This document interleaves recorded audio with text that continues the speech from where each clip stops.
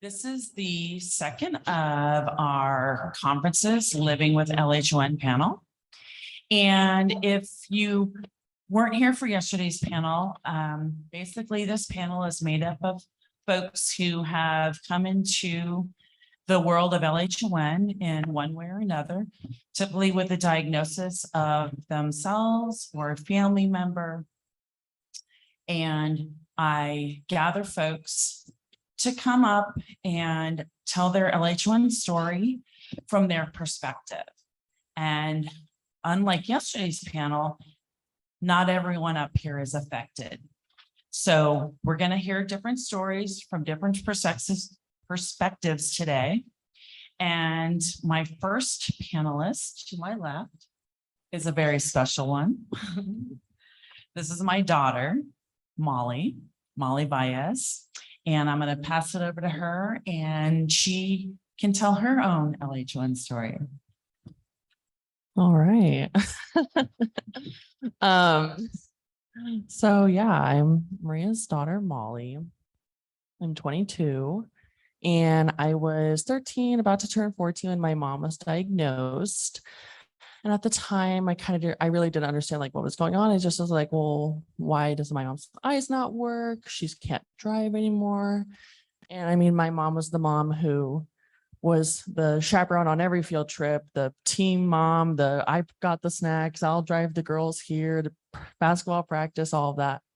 So it really was a shock when it was from that to I can't drive anymore. I can't read this anymore. And so that was a really, really big adjustment. And I think it did take me a long time to really accept and just be like, yeah, my mom's vision isn't coming back. And, after the years, now I just really I don't think about it anymore. I just know, grab the elbow, let's go to the store, describe everything. I feel like sometimes I catch myself describing things to my husband in a way that would work for my mom. So that was that time. So just kind of life kept going. Fast forward. There's my son in the back. Hello. I met my husband, Jesus, and then there was Cain, and we found out I was pregnant. And that kind of came with a whole new thing of when I found out, obviously my mom was diagnosed, and the years coming after that, the conversations of, yes, I will pass this on to my kids. And that was really heavy for me to accept, kind of think about. And at one point I did think, I just won't have kids. I just won't have kids. Obviously, he's here now. Obviously, I can't imagine my life absolutely without him. And I've always wanted kids. I've always wanted to be a mom. So my pregnancy starts. It was a rough one. The couple trips I had horrible morning sickness. So there's a trip to the ER where I had lists of medications that I say, hey, I avoid these. I don't take these. As they're trying to give me a lactated ringer, I go, hey, that's in my chart. They're like, oh, okay. It wasn't in there. I was like, okay, well, it is. So the medical advocacy kind of started there. So pregnancy is going along. I was diagnosed with high risk. I just had high blood pressure. So I had to be going to called non-stress testing twice a week, where they just monitor baby, making sure my blood pressure is okay. And there was this one nurse I specifically remember. She just making a small conversation, and she kind of was looking at my chart. She's like, oh, like, why are these on here? And I explained, okay, the whole LH1 spiel, the party lines of this, and that. And she's like, well, how do you even know your mom even really has that? I'm like, well, she's been to a doctor. And then the whole questioning, she started questioning everything. And I felt very almost attacked, and almost just like, I'm here to be a non-stress test and you're really stressing me out. After that appointment, I immediately called my mom in tears, just like, oh my God, this nurse, how dare she? In the end, I did change locations of where I had to go get that, but it's just like, why are you questioning me? Like, I'm here, this is not what this is about. This isn't necessary. And it's like, it's different if you're asking me questions in a curious and positive intention way, not like a investigation. So keep going along. And both my husband and I got COVID in March of last year. I was 34 weeks and I got it pretty bad, actually. I was diagnosed with COVID pneumonia. And unfortunately, I had to stay in the hospital for 6 days. And they wanted to prescribe me an antiviral medication just because I had to be put on oxygen and it just really wasn't going well. And that came to the point of, okay, you want to put me on an antiviral, but this was a point of where, okay, this is possibly, I don't want to say life-saving, but this is necessary for me to get better and not go down further. So then I call my mom. All these stories, I call my mom. And it was the communication between the neuro-ophthalmologist that sees my family to the ER doctors who had no clue what I was talking about. And in all of these, I really got the sense, and this is kind of a continuing theme in all of these doctor's appointments is, well, you're already a young mom. What do you know?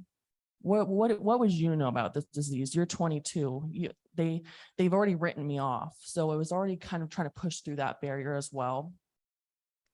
So obviously I got better. So I really am thankful to have that relationship with the neuro-ophthalmologist that sees my family, that he was able to communicate my needs and what was needing to be done to the doctors at the hospital. So fast forward again, time for baby to come. And then it was the biggest hot topic of my room that I can't have a lactated ringer. Every nurse, why can't you have that? No. It's like, if I told someone once, I really shouldn't be keeping asked again. And it's just the communication and almost like refusal to communicate what's already been said. And it's like, if I'm super pregnant and about to give birth, I don't want to keep talking about this. This is not something I need to be giving a spiel about anymore. And so obviously Kane was born. He was born on Mother's Day, best day ever. And fast forward. And so kind of just, I saw my mom medically advocate for herself ever since I was little. And then I even saw my mom medically advocate for me. Even at the hospital, she kicked a nurse out, didn't even let her come back in the room ready to spring into action. But just other medical issues, just advocating. And so I had a really good example with that. And so come time for pediatrician appointments, obviously my son's a carrier, and time came to give that little explanation to the pediatrician.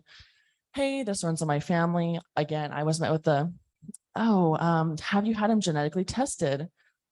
No, it's mitochondrial DNA, not chromosomal DNA. I don't need to. Oh, well, I really want you to see a geneticist. I'm like, really don't want to. They're like, yep, we want you to. I'm like, okay, fine. And we want you to see a pediatric ophthalmologist. I said, okay, but we have one at Kaiser. That's what we have. We already see him. He knows my family. He knows this disease. Like he knows it. I'm comfortable seeing him. She's like, I'm really insisting. And I'm like, I'll entertain her. I'll talk to her about it. And so I had a phone appointment. I agreed to the phone appointment. I was not going in person. And so I had the phone appointment with this pediatric ophthalmologist, and he pretty much was spewing every myth of LHON there ever is. That's so weird. Your mom has this. She's a woman. Women don't get this. I'm like, well, they're like, has she been tested? Have you been tested? Where's your genetic testing results? I'm like, well, I don't need to be. I know I'm a carrier, and I'm trying to, I'm holding back the tears at this point on this phone call, just because I'm trying to tell this man, hey, I know what I'm talking about. I'm literally just trying to go through a formality for my pediatrician of having this appointment. And so pretty much by the end of the call, somehow he convinced me that, there might be a chance that my son doesn't have this. And in the postpartum brain of, oh my God, like maybe he doesn't have this, like maybe he doesn't. And then I called my mom. She's like, no, like he does, like that doctor was wrong. And so it was a very emotional and a very quick phone call to our neuro-ophthalmologist, who then called that guy. Feel bad for him. He left me very long apologetic voicemail on my phone after that. And I did not call him back. I was like, I don't have anything nice to say to you. Won't say it at all. And so it kind of was very eye-opening in the sense of like, oh my gosh, like even an ophthalmologist who I'm trying to explain to won't even believe me when I'm saying all the right things. Like I know what I'm talking about. My mom's very involved. Like I think I'm pretty knowledgeable on this. And so it just was really frustrating. And also I've now found myself in the chair of I'm the mom now advocating for my son, a carrier. And obviously I've had a very good example. And it just kind of was just I've now made it a really big point of any doctor's office I went to. I went to an optometrist the day before we came here. And I felt the anxiety of, oh my gosh, like I'm very nervous to ask or tell him about this. And he went, oh, so have you seen a geneticist? And I was like, stop right there. Nope. And so thankfully this guy, he had some extensive knowledge of optic nerve and diseases. So I was like, oh, okay, I've never heard of that, but yeah, it sounds like you're on the right track.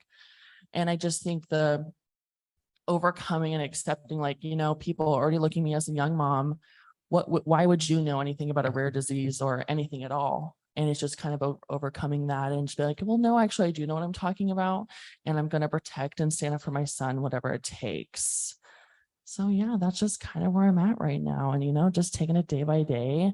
Kane loves his Gigi so much. I mean, and also just the point of having Kane won't know any different. Just Gigi can't see. Or I remember I was pregnant. We we're going through old books and we found one that had huge print. She's like, I'll read this one to him. I'll read this one. I can read this one. And so now it's just like, he just won't know any different. And I mean, my mom not being able to see doesn't make her any less of a incredible grandmother. Like that doesn't stop her. So just shout out to Maria. Yeah, that's kind of it. What do I say to that? Well, Molly, I usually can just come right out with it, but I'm a little speechless. Thank you, Molly. I want to mention that the pediatric ophthalmologist was giving her the drill on chromosomal DNA. And he just didn't get the mitochondrial DNA. So he was convincing her that, no, it's chromosomal DNA, it's nuclear DNA. He might not have it because he might not have gotten both the chromosomes from both you and your husband. It just went on down that line. And I'm like, no, Molly, it's mitochondrial. So my poor daughter's calling me thinking she's now convinced that her son may not have it because he had her convinced it was nuclear. And she was just so confused. You can ask. So anyway, I want to add that point is that doctors, they just don't know. And it can cause real problems. Just to add to that, and I even had this conversation with my husband. It's just so hard. It's like I'm supposed to trust these people. These are the doctors. I'm supposed to trust them. And so when I feel like I'm having to like fight to push to go the next level, or even his pediatrician was hesitant, not wanting to put these medications on. She's like, well, we don't really need to put those on there. I'm like, actually, no, we really do. Because there was actually an incident recently where he was needing antibiotics and it was this whole ordeal when it's like, well, if you just would put them on the like where they would be your front, not on like the back page where they have to search for them. And I did tell my mom this after the phone call. I'm really glad this happened to me, not to someone who didn't know as much, or maybe someone recently in their family was diagnosed when the feelings are very fresh. And I've accepted, this is our life. I know this is our life. It's not as fresh for me. And I'm happy that I could call my mom, someone who's very knowledgeable, and have it immediately. Not that I had hope for 6 months and then I see another doctor and that shot down. So I kind of was almost thankful it happened to me. And maybe we educated this doctor. So if he speak to someone else who this is happening to, he'll know then for them. Yeah. Molly said to me, wow, they really need to pass some education out there. And I go, and this is why this community is doing what it does. This is exactly why. And Molly is getting her mama bear claws, one claw at a time, with her app, learning to advocate for herself. And I think that's really important for all of us. But I think as the next generations, new moms, new parents, need to advocate for their children who are carriers, I think it's really, really important. And it is some tough lessons for sure. But with each experience, you just become more knowledgeable and stronger, and you just don't take no for an answer. You just don't. And I did kick a nurse out during her labor. I did. So yeah, it wasn't pretty. It wasn't pretty, but anyway, do what you got to do. All right. Thanks, Molly. All right, moving on. We have Patrick Doolittle. So Patrick, tell us your LHON story. Hey there, I'm Patrick from Bend, Oregon. I was affected when I was 45 years old, which is just a little over 4.5 years ago, or actually about 4.5 years ago now. My diagnosis was probably reasonably similar to some of y'all in this room. So my optometrist, to his credit, I went into an optometrist because my vision was a little bit blurry in my left eye. And I had been wearing contacts since I was, probably 20 years old. So I just thought my contacts seemed to be updated. And he wasn't able to correct my vision, but to his credit, he spent a lot of time just like looking in my eyes, and he said, you need to see an ophthalmologist, and preferably a neuro-ophthalmologist. And he referred me up to this private clinic up in Pacific Heights. I was in San Francisco. And what was a little bit frustrating about my diagnosis was the first ophthalmologist I saw was a neuro-ophthalmologist, or at least he held himself out to be one. And he was not able to diagnose me. I kept going back there over and over and over again. I think I had 49 doctor's appointments in 2018. And so I was just referring myself to all these different clinics, trying to find some diagnosis. And strangely, in San Francisco, there really are only 2 neuro-ophthalmologists that were practicing. This guy who I was seeing, who was kind of coming up futile in terms of a diagnosis, and a guy at UCSF. And I was begging to get him to see the guy at UCSF, see if he could diagnose me. But he basically had a policy where if you were seeing the other neuro-ophthalmologist in San Francisco, then he wasn't really taking patients. But basically by begging his office, and I got my brothers involved, and we were just kind of badgering his office. And finally his secretary called and said, okay, I'll see you. And it took him like 10 minutes. So he looked at my visual field scans, kind of the progression from one eye to the next. He said, you've got LHON. I'm almost certain of it. We'll do genetic testing, but I'm pretty much batting 1,000 on these things. So I pretty much know that that's what you have. So he said, you should go see Dr. Sadoun. He had I think he had done a clinical something with Dr. Sadoun at one point, and he knew him. And by that point, we had reached out to Lissa as well, because I got my diagnosis, and the next time I went back to see him, he said, go see Dr. Sadoun. We'd reached out to Lissa as well, as I think my brothers found her on the internet. And she had said you should go see Dr. Sadoun as well. So I did do that. And Dr. Sadoun was helpful. I was diagnosed eventually with the 3460 mutation, which apparently isn't the optimal one to have. I've been taking idebenone ever since my original diagnosis. The doctor at UCSF put me on, I think, 450 milligrams at first per day. And when we called down to HBC Pharmaceuticals, the guy there who works there, Chris, he said, no, you need to be taking 900 milligrams a day. Because Dr. Sadoun will say 900 milligrams a day. So that's fine with me. So I'll start doing that. Unfortunately, what we believe is the triggering event was smoke, wildfire smoke. So I was living in the Bay Area at the time. And you may recall that there's been some serious wildfire issues in Northern California the last several years. So in late 2017, there was the wine country wildfires, and the smoke situation in the Bay Area was really extreme, was bad. And I was living in Marin County, which is right over the Golden Gate Bridge from San Francisco. And the smoke was just extraordinarily bad. And I'd actually sent my wife and my kids away because I didn't want them to develop asthma or whatever. So they went down to stay in Santa Monica for a while, and I stayed behind to work because that was kind of workaholic at the time. And unfortunately, that was probably the triggering event. I think Dr. Sedun thinks that was the triggering event for it as well. So the way that things have changed a little bit for me, you know, I'm married, I've got 2 kids, and, you know, my wife has been extraordinarily helpful. She's kind of been the rock in the situation, although she's since told me that she had a lot of teary nights when I was in bed where she would creep downstairs and like be reading Maria's blog, growing up blind, to kind of learn how she was going to adjust to this. So she's been, you know, very helpful. And, you know, at the time I was working as a trial lawyer and a business litigator. So, you know, I basically worked around the clock. So I usually was up and out the door before my kids were up in the morning. And I was usually home when they were already in bed. So I didn't see them very often. And I tended to work about 6.5 days a week. I usually took Saturdays or parts of Saturdays off and then worked the other days. So, you know, I've since become, I'd say, a more involved dad.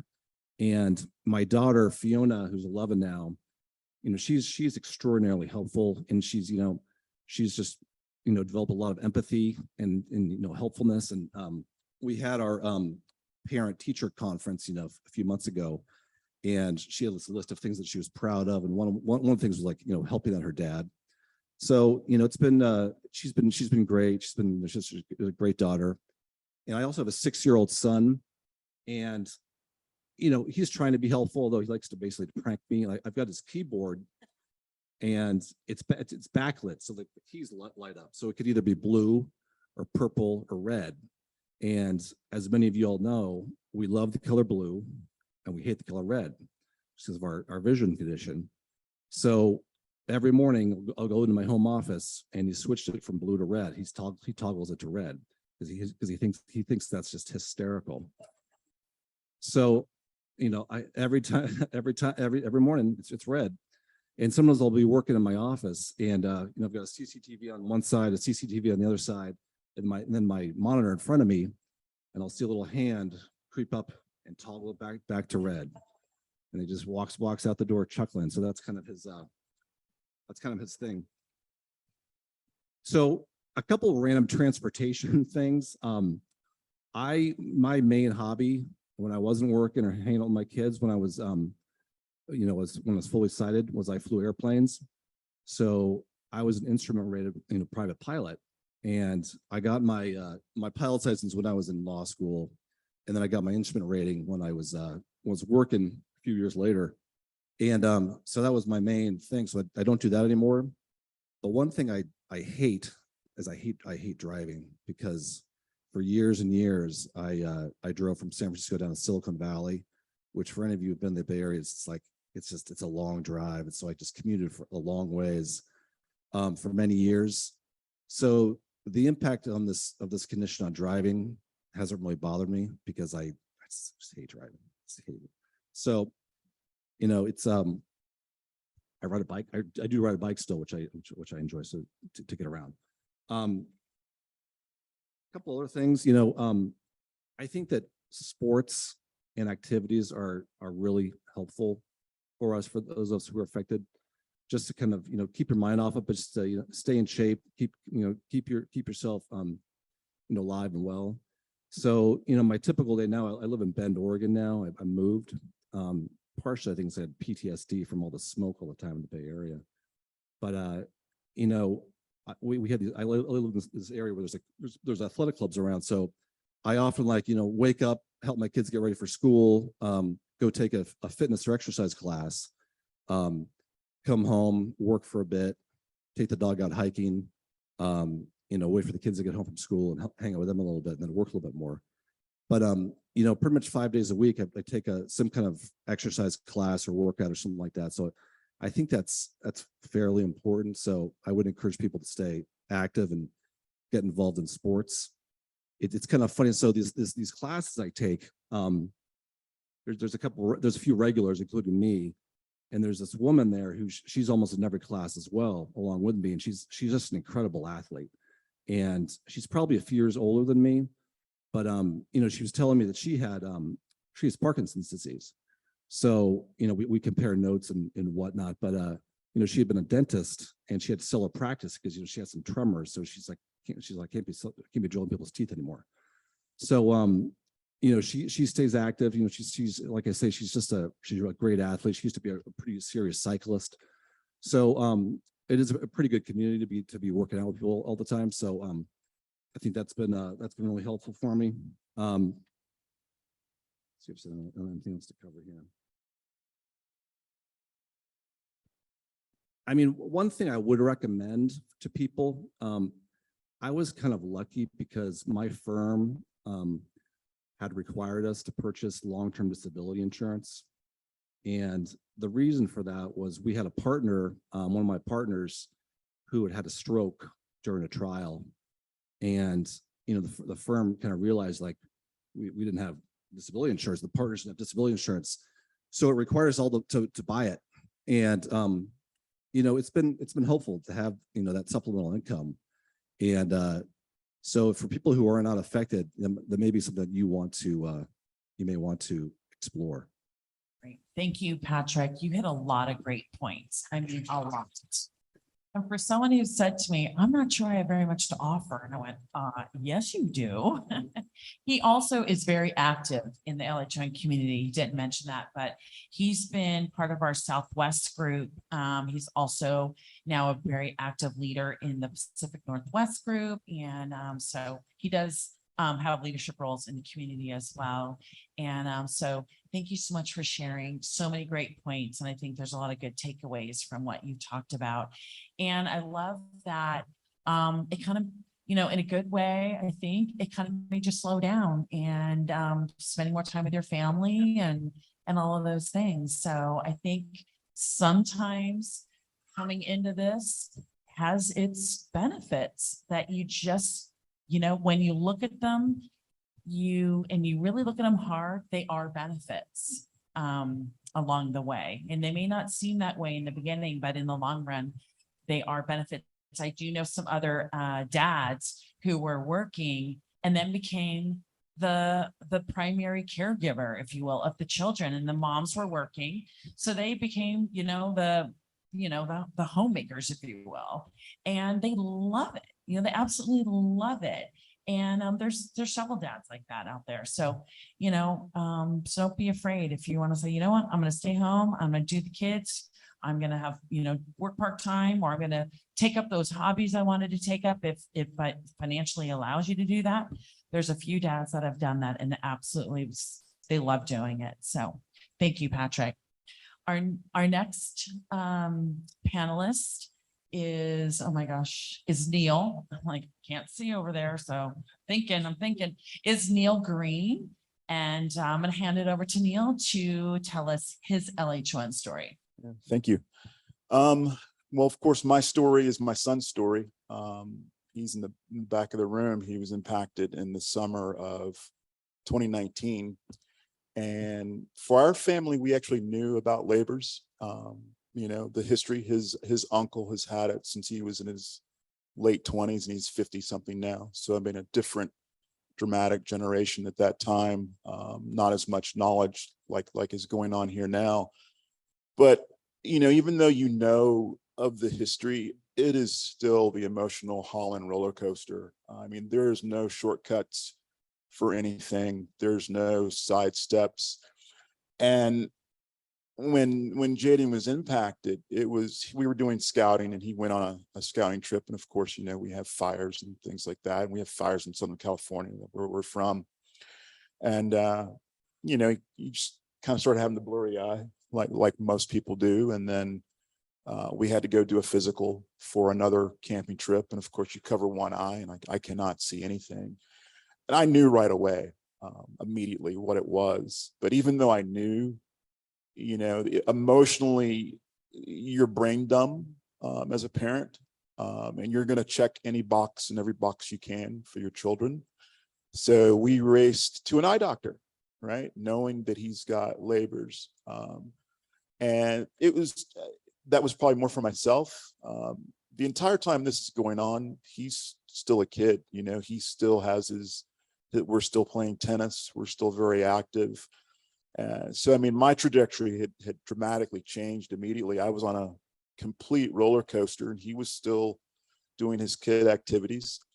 And I was really focused on two things, you know, as a parent. The first thing was, how do I let my child know that, you know, his life is going to continue. He's going to not miss out on any opportunities in life. And then my next biggest question was school, you know, education. How is he going to make it through school at a pace that is dramatically different for somebody with vision impairment? And of course, I can't answer those two questions overnight, but that started my journey, and that's where it was. And I kind of told him one night, listen, you just keep going being a kid, enjoy yourself. I was worried about stress. And that's what he did. His friends were dramatic. I mean, I couldn't have asked for a better, you know, group of friends. As far, nothing really changed there.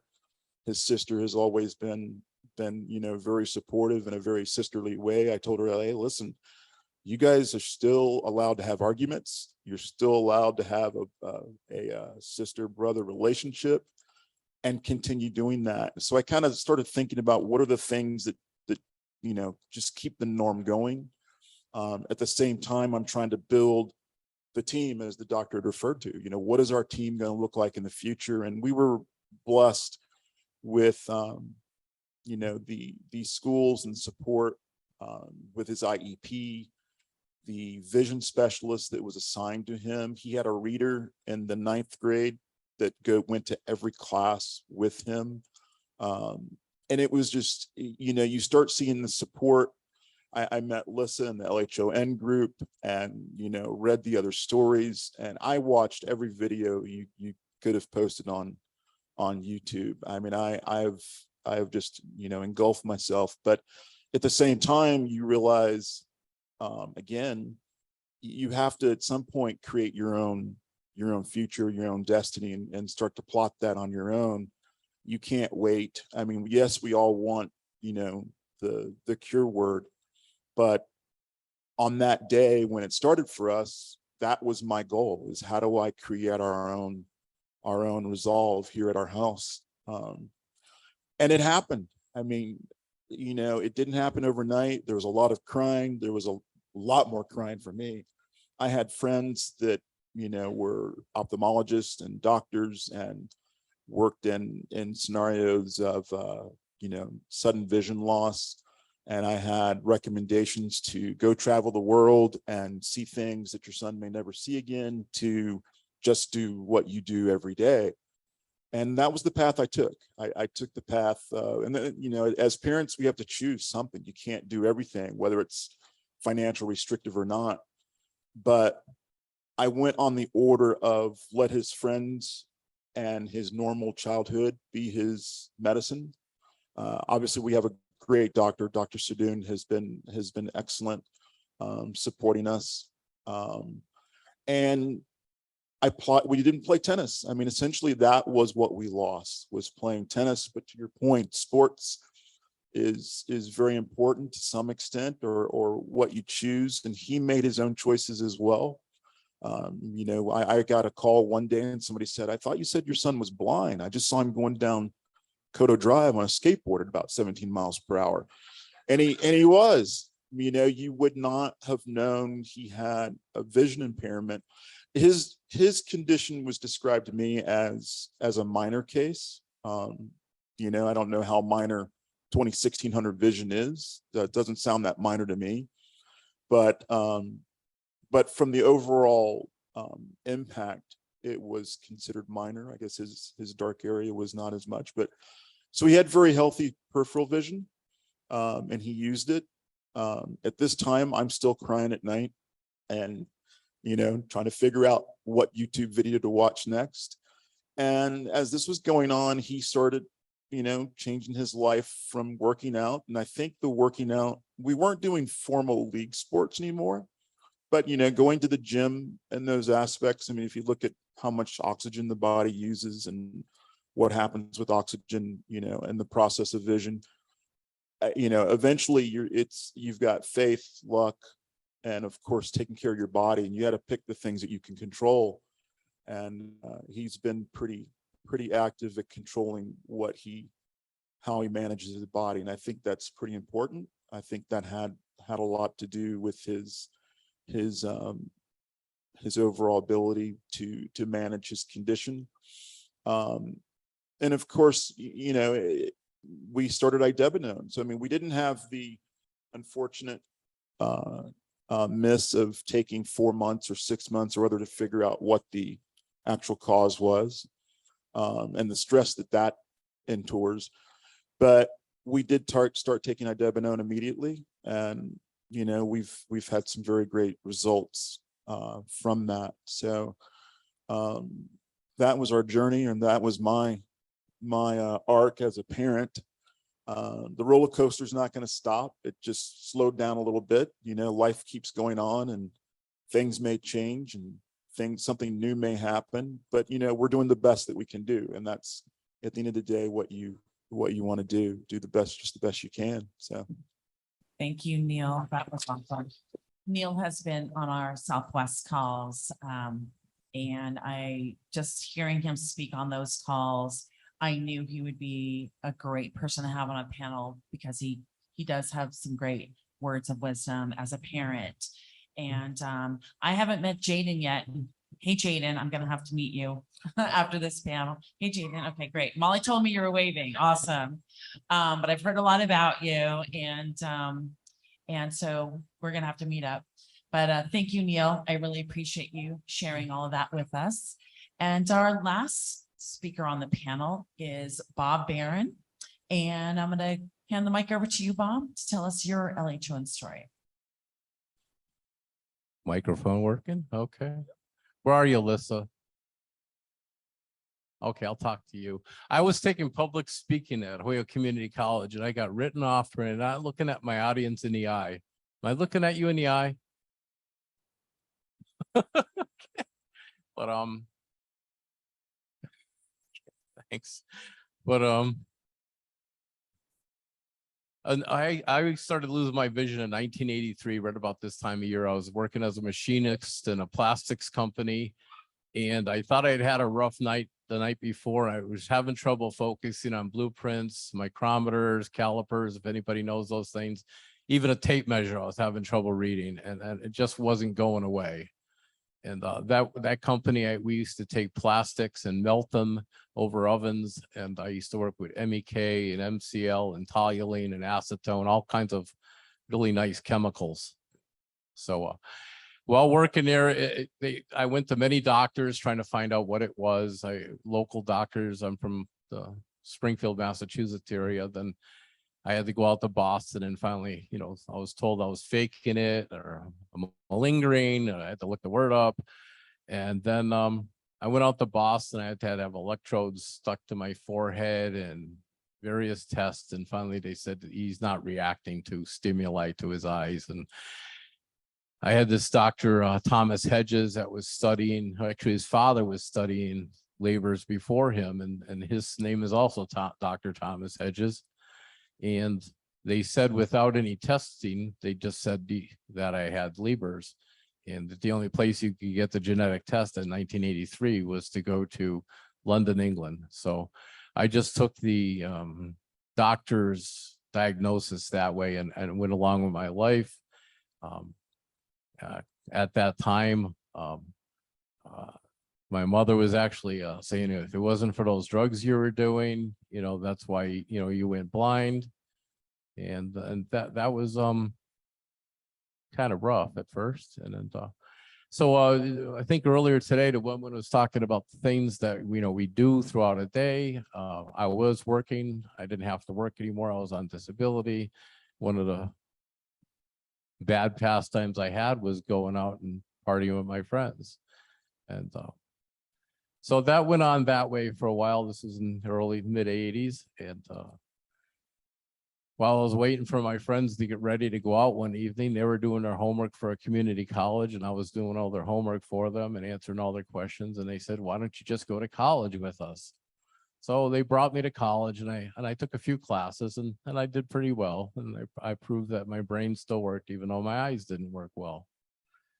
And after about a year and a half of my wild lifestyle, I tried to go to a training center out in Newton, Massachusetts, the Carroll Center for the Blind. And after being there, I didn't adjust well to the the blindness community. I still don't totally identify as well with it. But I was there, and after a week of being there, I came back and returned, and they thought it was best that I leave their facility, and I won't get into all the details. But I was asked to leave. Okay, I'll tell you, I was teaching them how to roll a pot in the dark. Okay, so now it's legal in the state of Massachusetts. I could talk about it. So they recommend that I leave and get some kind of psychological help. And I didn't right away. And by that weekend, I needed some help. And I think maybe it had something to do with like that Charles Bonnet syndrome. I want to talk to somebody more about that. There's, it wasn't anything, I wasn't taking any hallucinogenics, but it was definitely interesting situations at times. So I went on with that lifestyle for about another 6 years. And then I went to a facility and had total abstinence. Now they call it substance use disorder, Okay, so that's what we'll say. So since then, I've been able to, I graduated from the community college that I started at. I transferred to UMass Amherst, got a full boat scholarship, not because I was blind, but because of my academic work. Graduated there, we got an award by the Dean of School of Education. Helped them develop systems for both the community college and my library at UMass Amherst. While at UMass Amherst, I went to the Carroll Center again. I had to ask for their blessings to return there and learn how to use computers.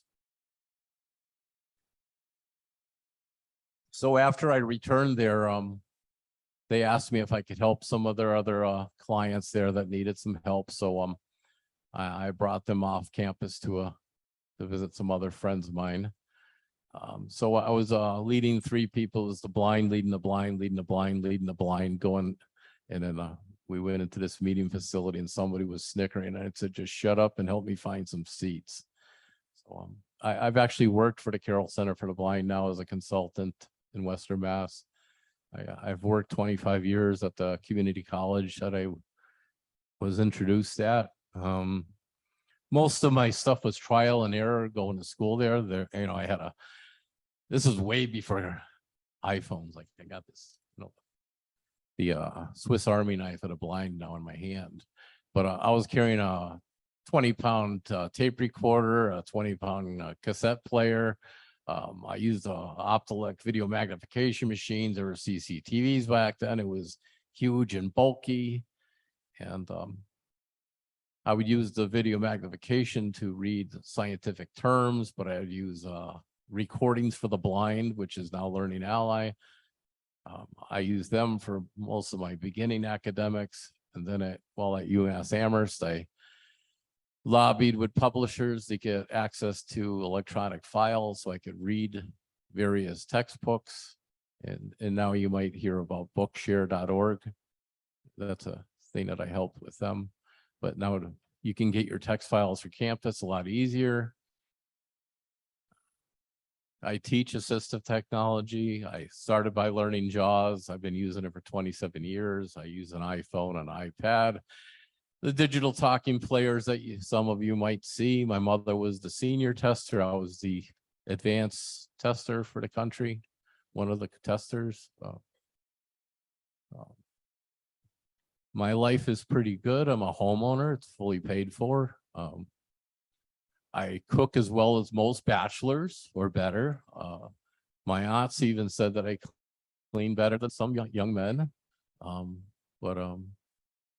I don't mow my lawn. I pay somebody to mow my lawn. I'd rather work and find a way to pay him to mow my lawn. I shovel my own snow. I have run a snow thrower, and I threaten my neighbor to keep the little white dog out of my way.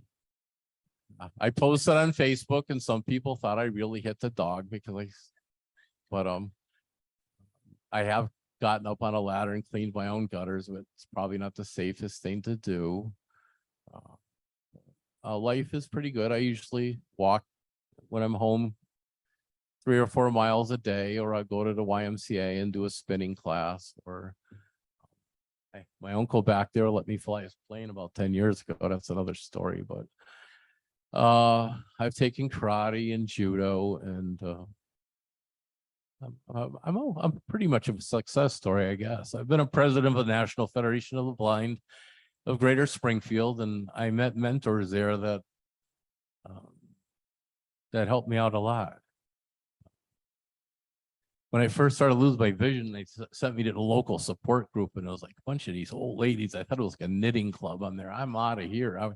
Back then, I wanted to just get out and go to the bar or something like that. You know, these old ladies are nuts.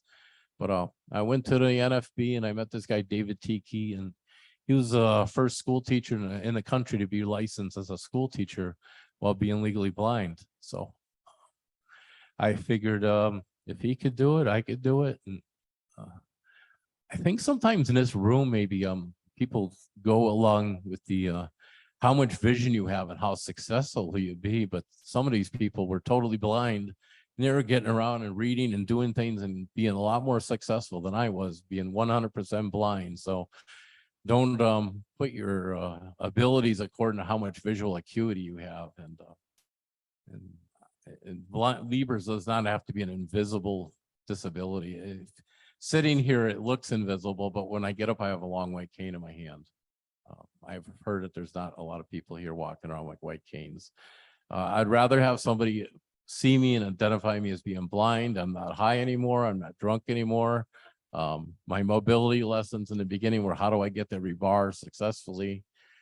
I go to colleges, I go to YMCAs, I go to libraries. I teach at a library now. I was traveling here the other day and I got off the plane, and you know, I fly independently. My arms are really tired. I'm just kidding. But I got off the plane and I just asked for assistance from the plane to the luggage area. And the woman was in a little bit of a hurry. You know, she had to do something else, but I was glad I waited for her. And she said her name was Espinoza. And she said in Spanish, that means hope. So if I hadn't waited for her and if I had walked off on my own, what would I have been? Hopeless, right? Thank you. So I'm not hopeless. I've learned a lot of skills of being blind. You know, blind's not a bad word. I'm not fuzzy vision or whatever that. But in the beginning, I had people telling me, "Why don't you just buy glasses? Why don't you buy glasses?" You know, I'd buy a couple hundred pairs of glasses if they'd work. I sell low vision products. I don't sell them a lot because I don't like ripping anyone off. I've actually had told possible customers, no, that won't work for you. So don't always believe those salespeople. A lot of them are just trying to sell you something for thousands of dollars that won't ever work for you. So I went from somebody that was hopeless and helpless to somebody that's got hope. And she was quite the nice young lady. So I got to meet Hope. I was introduced to Hope getting off the plane, and she walked me to my aunt and uncle. I mean, my cousin and my aunt. And so I was introduced to Hope in Arizona, and I was introduced to Hope a long time ago. So if you want to talk to me later, I'll tell you more. With that. Thank you, Bob. That is, you have been affected a long time, and you have been through a lot and you have done a lot. So if anybody does want to talk more about all the things that you have had your hands in, it sounds like through the years, please feel free to, you know, talk to any of the panelists, even from yesterday. But I agree with you. How much vision we have does not equal to how much success we can have. Some of the best tips, tricks, and things that I learned from people who were born blind. They know everything, and they'll tell you the things that no class, no vision specialist, they're not going to tell you. The people that have been blind for a long, long time or born blind, they know the real deal. They know the nitty gritty on how to do stuff. And they're the ones that I've learned the most from. So I agree with you on that. You know, it's finding those people such as in this room, or people that you meet along the way that have been there before you, that can show you the way is really, really important. So don't be afraid to ask, meet up, find those mentors, and find those other people that can help you along the way, wherever you are in your journey. we're going to open up for questions, which I hope we have some time for. Yes? All right, so we have mic runners, and please, mic runners, would you please let me know if there's questions so we know that you are, heading to people and things. But please, questions for individuals or for the panel in general, please raise your hands and speak loudly. For Molly, have them propose the medicine on the burden. Oh yeah, I got it there. Oh, yeah, I had a fight for that one, and it was kind of more of like well, it's family history. I'm like, yeah, but if you give him this medicine, you're done, or I'm gonna make sure you're done.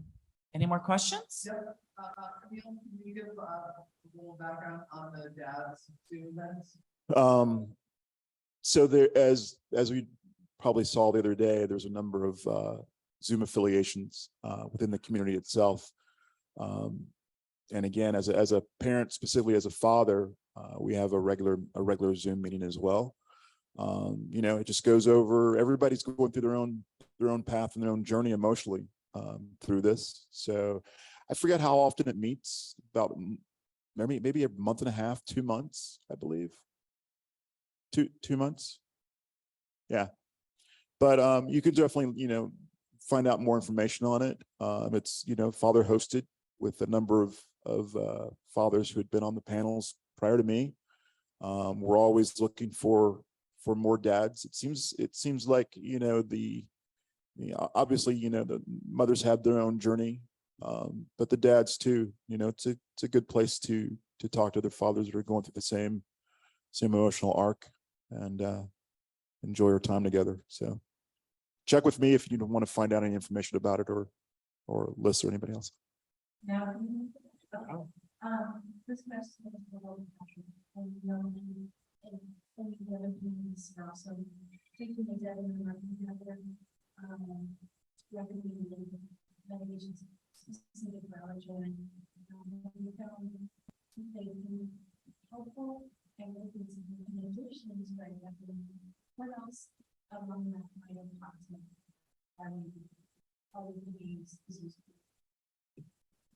Yes, sir. Yeah, so I've been taking idebenone religiously since I was diagnosed, since the first day I was diagnosed by Dr. Horton, I believe at UCSF. He wrote me the script for idebenone, and we went home that night and ordered it the same day. And I've never missed a dose.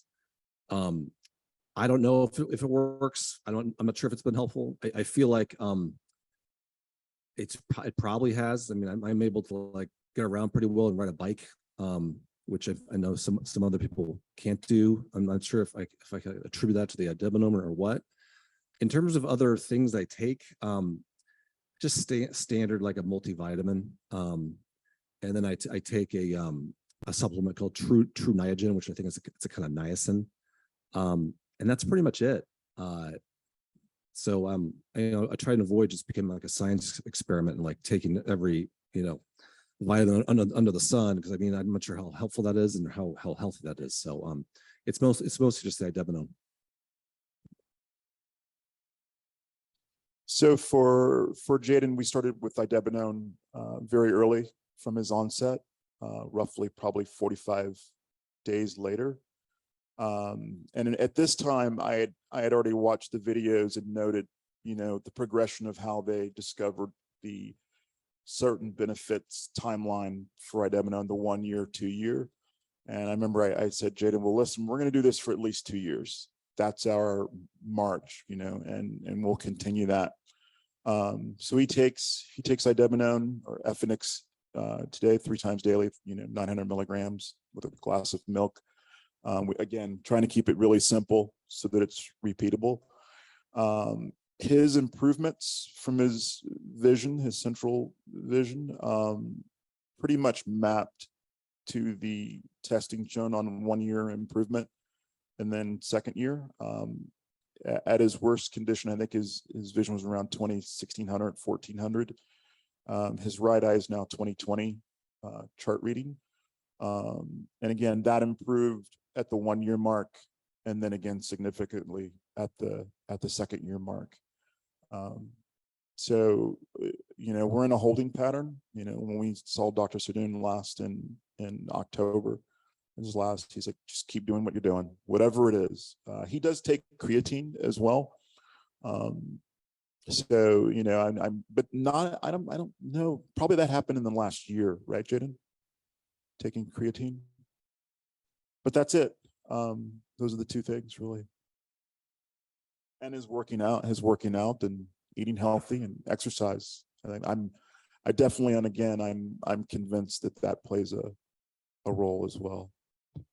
And also keep in mind, I know Patrick is 3460, and remind me again, Neil, is it what mutation? 11778. So different mutations as well. But obviously, you both have emphasized in your talks today is keeping healthy diet and exercise. And, you know, you both have said that, you know, that could very possibly play a role in keeping the body and the mitochondria healthy. So that could play into it as well. It's easier to do when you're 15 though. So let's understand the real hurdle. Yeah. And age. Okay. Yes. And age. Molly had something to add. I just wanted to add, if anyone's a carrier here, when I got pregnant, obviously they want to start you on prenatals. And it was actually really hard to find a prenatal that didn't have B12 cyanamide in it. And it really did take some time research and digging through the pages of the ingredient list on these prenatal vitamins to find something that would be acceptable for me to take. And so and even explaining that to my doctor, she was like, oh, well, just go find one at the store. I'm like, well, no, it's a little bit harder than that. And so even just in basic multivitamins, I just, you know, it does take a little bit of extra work, but I just take the individual vitamin C, vitamin D, all that kind of stuff just to make it a little bit easier. You could do your homework on multis and the vitamin, the B12, and the difference between the cyanocobalamin and the methylcobalamin. You know, doctors say, just go ahead and take that multi. And you're like, yeah. So just be vigilant in your research on labels. Yeah, I wanted a copy on my medicine we're not supposed to take. How do we access that info? Of the state, like, we're not supposed to, and the inflammatory, these are things that we're not supposed to take. Oh, you can find that on LHON.org. There is a list of the medications that you can take to your doctor, and it is recommended to get that on your medical charts if you're a carrier. Yeah, all carriers put it on your medical chart, or of course, if you're newly infected, you got to have it on your medical charts too. And as Jennifer said, just have them listed on your allergies. And every time you go in, they'll say, are you still allergic to all these? And I go, yep. They go, all these? I go, yep. And I just don't even bother going through them because it's yes. So I'm half tempted to laminate a copy and to start taking it with some me. people do laminate a copy and keep it with them. They do. Because you might go somewhere and get taken to a hospital or medical center. They don't have your records, you know, an emergency. And you might need to have that handy. So it's not a bad idea. It's been talked about before. Any other questions? Okay, we have time for one more. Just going back to meeting you at the NFB conference. I know this is the best conference for anyone in the LHON community to attend, no doubt. But the NFB conference was really interesting. I think you're a veteran of attending NFB conferences. Can you sort of explain what happens there, what people would get out of attending? I've been to about 20 conventions around the country. In Texas, 3 of them, in Georgia, and Kentucky was nice. You know, it was an interesting thing. But it's nice to see all the different vendors. You can see the different products that I said, be careful with the salespeople. There's various interest groups. And I guess I'll even mention one of the interest groups that was just being formulated, which I won't be there for this year, is my friend Gary from North Carolina.